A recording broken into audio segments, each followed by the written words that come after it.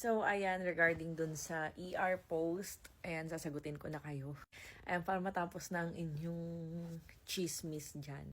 So, una, hindi ko alam na nag-trending yung post ko dahil wala naman akong ibig sabihin nun. Ang ibig ko sabihin, hindi pagyayabang na nagpa-ER ako para lang ma-ultrasound, para lang makita si baby. Ang ibig ko sabihin nun, parang napagastos pa ako sa ER para lang mag-ultrasound dahil alam niyo naman na mahal ang ER sa isang private hospital, lalo na dito pa sa Tagaytay.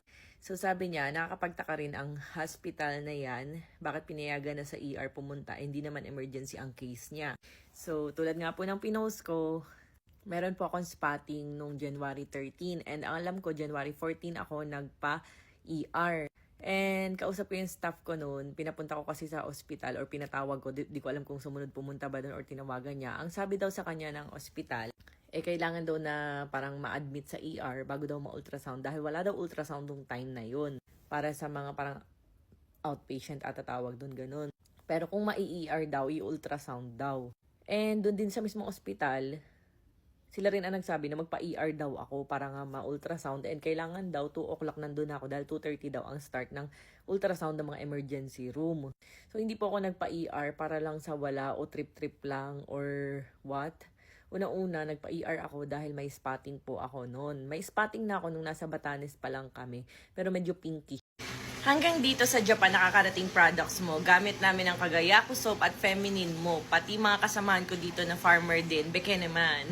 So, eto ha. Kung gumagamit kayo ng Kagayaku soap na nag-trending talaga ng sobra noong 2022 at ngayon, binabalik-balikan pa rin ng mga customer. Kagaya nito, galing pang Japan. Nasa Japan pa, diba? Meron nga tayong bagong sabon. Tinatawag nating Rosmar Milky Bar Soap. Ito guys is pinagsamang tawas, kalamansi, and Kagayaku soap. Ito yun guys, yung magaspang na sobrang bango.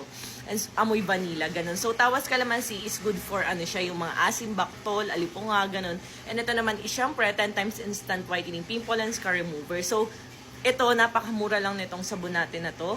Tapos, pinagsamang dalawang soap na natin, yung ang Rosmar Tawas Kalamansi and Rosmar Kagayaku soap.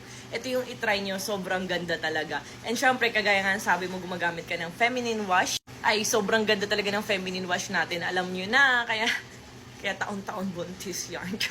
Ayan. So, feminine wash natin guys is 99 pesos lang at nakakaputi pa ng singit at kuyukot. Ito nga guys is pwede nyo rin ipang body wash. Pang buong katawan siya, kahit nga sa mukha pwede mo siyang gamitin dahil sobrang mild ng formulation natin ito. Pero sobrang bango, as in 24 hours mabango ang iyong alam mo na yun.